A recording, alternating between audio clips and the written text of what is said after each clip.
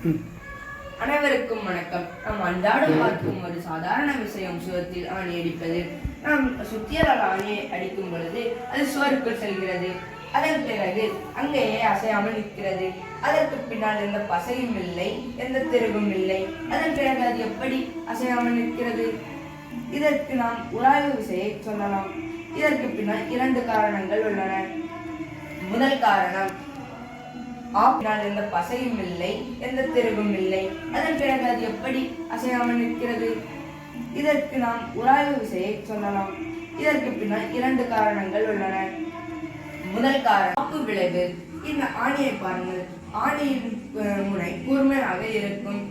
அதை நாம் ஆப்பு என்று அழைப்போம். நாம் சுத்தியலால் அடிக்கும் எல்லா திசையும் இந்த சிறிய முனை ஒன்று திரட்டி சுவருக்குள் நுழைகிறது. இதுதான் முதல் காரணம். இரண்டாவது காரணம், மிக முக்கியமான காரணம், நாம் ஆணியை சுத்தியலால் அடிக்கும் பொழுது அது உள்ளே செல்கிறது. மரத்துகள்களையோ சிமெண்ட் துகள்களையோ அது வலுக்கட்டாயமாக பக்கவாட்டில் தள்ளுகிறது. அதன் பிறகு அந்த துகள்கள் பழைய இடத்திற்கு வர முயற்சிக்கிறது. இது ஆணியின் உடலில் எல்லா பக்கத்திலிருந்தும் அழுத்தத்தை உருவாக்குகிறது. இது ஒரு நிலையான உராய்வு விசை என்று நாம் கூறலாம். ஆணியில் வளவளப்பான இரும்பு சுவரில் இருப்பதில்லை. ஆணி மரத்தை போன்ற சுவரில் கிரிப்பு கிடைக்கின்றன.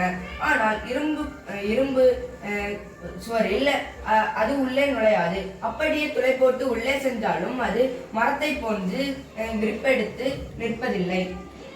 துருப்பிடித்த ஆணி சுவரில் இருந்து எடுக்கிறது ரொம்ப கஷ்டமா இருக்குல்ல? அது ஏன்?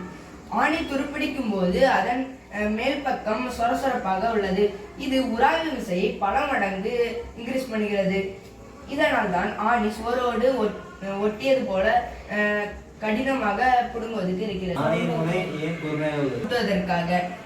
ஆணியின் பரப்பு குறையும் பொழுது அதன் பிரஷர் அதிகமாகும்.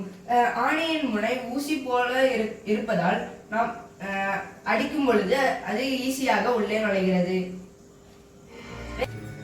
சுவரில் ஆணி அடிக்கும் பொழுது அது ஏன் சூடாகிறது? யாருக்காவது தெரிஞ்சுச்சுன்னா சொல்லுங்க. நான் என்ன நினைக்கிறேன்னா, சுவரில் ஆணியை அடிக்கும் போது அந்த ஆணி உள்ள போகும்போது சுவருக்கும் அந்த ஆணிக்கும் ஏற்பட அந்த உராய்வுனால அந்த அழுத்தம் அதிகமாகி ஆணி சூடாகுது. ஆமா, அது சரிதான். நீங்க சொன்ன சரிதான். எனக்கு இந்த அரிய வாய்ப்பை வழங்கிய திரு முள்ளஞ்சேரி மு. வேலையன் சார் அவர்களுக்கும் குமரி அறிவியல் பேரவைக்கும் என் நன்றியை தெரிவித்துக் கொள்கிறேன்.